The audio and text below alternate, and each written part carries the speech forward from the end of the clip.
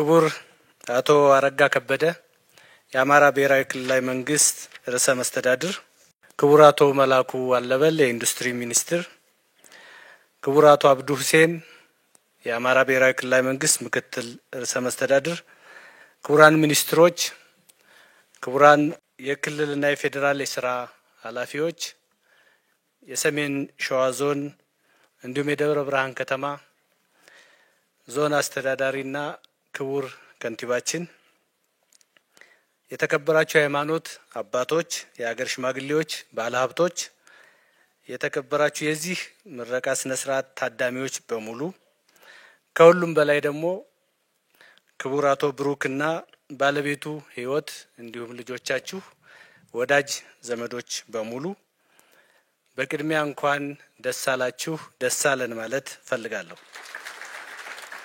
ሸዋ ታላላቅ ነገስታት የተወለዱበት የዘመናዊቷ ኢትዮጵያ ራዕይ የተቀረጸበት ምድር ነው።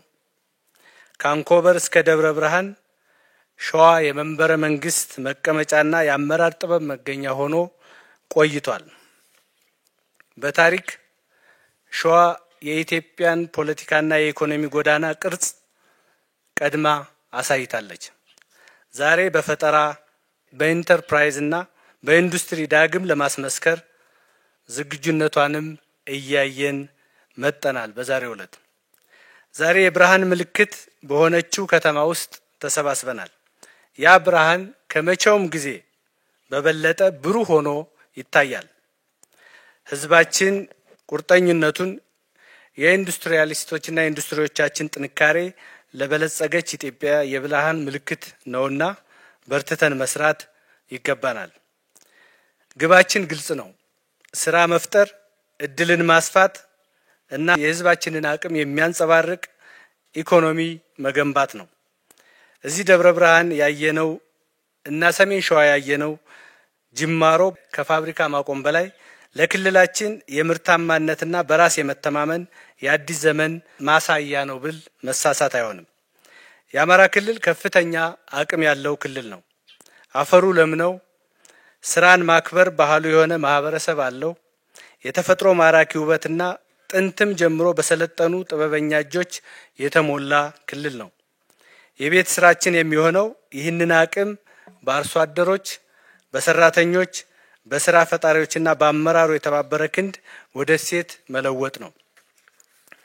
መንግስት እነዚህን ስጦታዎች ወደ እውነተኛ ልማት ለመቀየር ያለማቋረጥ ይተጋል።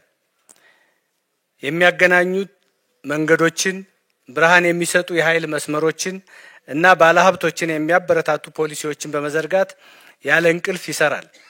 ምክንያቱም የሚያመርት ወደ ውጭ የሚልክና በልበ ሙሉነት የሚወዳደር ኢኮኖሚ ለመገንባት ጠንካራ መሰረት ናቸውና የምንሻው በፍጥነት የሚሰራና ማጠናቀቅ የሚችል አመራር፣ ግልጽነት ያለው አገልግሎት የሚሰጡ ተቋማትና ለመጪው ትውልድ የሚያስብ መንግስት ነው።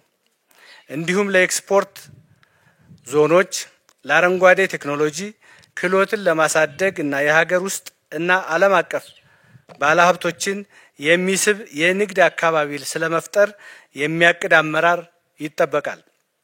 ዛሬ ባገኘነው ድል አንኩራራ፣ እረፍት አናብዛ።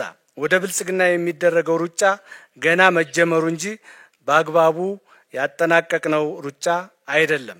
ይህንን መረዳት ከሁሉም አመራር የሚጠበቅ ስራ ነው። በዚህ አጋጣሚ ከክልሉ ሰላም ጋር በተያያዘ በጫካ ላሉ ወንድሞቻችን ማስተላለፍ የሚፈልገው መልእክት ቢኖር እኛ ፍላጎታችን መበልጸግ ብቻ ነው። ኢትዮጵያ እንድትበለጽግ ደግሞ በርካታ አዳዲስ ፕሮጀክቶች እየጀመርን ነው። እነዚህን ፕሮጀክቶች ለማሳካት ሁሉም ሰው በርብርብና በጋራ መስራት የሚጠበቅበት ወቅት ነው። ለኢትዮጵያ ዘላቂ ጥቅምና ለኢትዮጵያ ዘላቂ እድገት የሚበረታ ዜጋ ያስፈልጋል። እንዲህ አይነት ፋብሪካ የሚሰራው ደብረ ብርሃን ሰላም ስለሆነች ብቻ ነው።